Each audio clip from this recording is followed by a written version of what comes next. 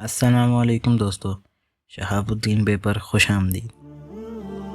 یہ صرف ایک تاریخ کی کہانی نہیں، یہ ایک انقلاب کی شروعات ہے۔ آج ہم بات کر رہے ہیں اس شخص کے بارے میں جس کے آنے سے زمین پر عدل اترا، جس کی زندگی میں اللہ کا دین غالب ہوا اور جس کی شہادت ایک زخم بن کر امت کی تاریخ پر نقش ہو گئی۔ یہ ہے حضرت عمر بن خطاب رضی اللہ تعالیٰ عنہ کی کہانی۔ آج کا باب ہے بچپن اور لڑکپن کا سفر۔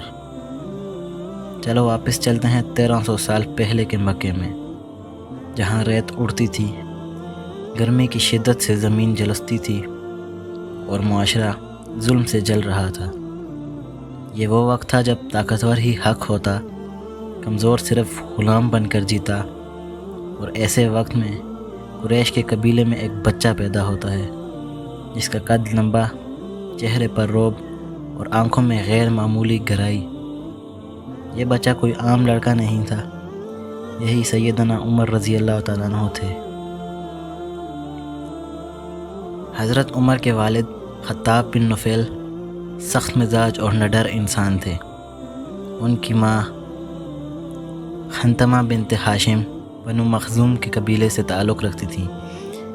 یہ وہی قبیلہ تھا جس میں ابو جہل پیدا ہوا، اور اسی قبیلے میں حضرت خالد بن ولید رضی اللہ تعالیٰ عنہ کی بھی ولادت ہوئی۔ عمر رضی اللہ تعالیٰ عنہ کا خاندان پڑھا لکھا، بااثر اور باوقار تھا، اس لیے بچپن سے ہی عمر رضی اللہ تعالیٰ عنہ کو لکھنا پڑھنا سکھایا گیا۔ سفر و تجارت کا تجربہ دیا گیا اور عرب کے سرداروں کے بیچ اٹھنا بیٹھنا نصیب ہوا۔ لیکن بچپن صرف سکون کا نام ہی نہیں تھا۔ حضرت عمر نے اپنے والد کو غلاموں پر ظلم کرتے دیکھا، انہیں اونٹوں پر لاد کر مارنا، کبھی کبھی خود بھی سختی کرنا پڑتی۔ یہ سب کچھ عمر کے دل کو چبھتا تھا، مگر اس وقت وہ خود بھی اندھیرے میں تھا، ابھی وہ روشنی سے آشنا نہ ہوئے تھے۔ عمر صرف جسمانی طور پر مضبوط نہ تھے، وہ ذہین، مشاہدہ کرنے والے اور باتوں کو گہرائی سے سمجھنے والے نوجوان تھے۔ گفتگو میں فصاحت، الفاظ میں وزن اور لوگوں پر اثر ڈالنے کا فن، یہ سب اللہ نے بچپن سے ہی ان کے اندر رکھ دیا تھا۔ اس لیے قریش انہیں سفیر بناتے، فیصلوں میں رائے لیتے اور اہم موقعوں پر آگے کرتے۔ یہ سب کچھ آنے والے وقت کی تیاری تھی۔ لیکن عمر کا دل صرف باتوں پر مطمئن نہیں ہوتا تھا۔ وہ دیکھتے تھے کہ معاشرے میں انصاف نام کی کوئی چیز نہیں، غریب ترس رہا ہے، عورت زندہ دفن ہو رہی ہے اور طاقتور بس طاقت کے نشے میں ہے۔ اور تب ان کے دل میں سوالات اٹھتے، کیا یہی زندگی ہے؟ کیا ہم بس ایسے ہی جنیں گے؟ کیا سچ کوئی چیز نہیں؟ انہیں جواب نہیں ملتے تھے، مگر دل کے کسی کونے میں ایک خلش باقی رہتی تھی۔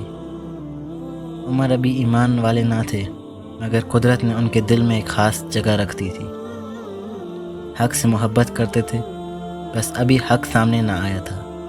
اور جب وہ دن آیا جب محمد صلی اللہ علیہ وسلم کا پیغام عرب کی فضاؤں میں گونجا، تو سب سے پہلا دل جو ٹوٹا وہ عمر کا تھا۔ مگر اس باب کو ہم اگلی قسط میں کھولیں گے۔ تو یہ تھا عمر بن خطاب رضی اللہ تعالیٰ عنہ کا بچپن، ایک ایسا بچہ جو تقدیر کا چراغ بننے جا رہا تھا۔ اگر آپ یہ جاننا چاہتے ہیں کہ عمر نے اسلام کیسے قبول کیا، تو اگلا ایپیسوڈ ضرور دیکھیے گا۔ اور اگر یہ ویڈیو آپ کے دل کو لگی ہو تو اسے آگے شیئر کریں، کیونکہ امت کو جگانا ہم سب کی ذمہ داری ہے۔ والسلام۔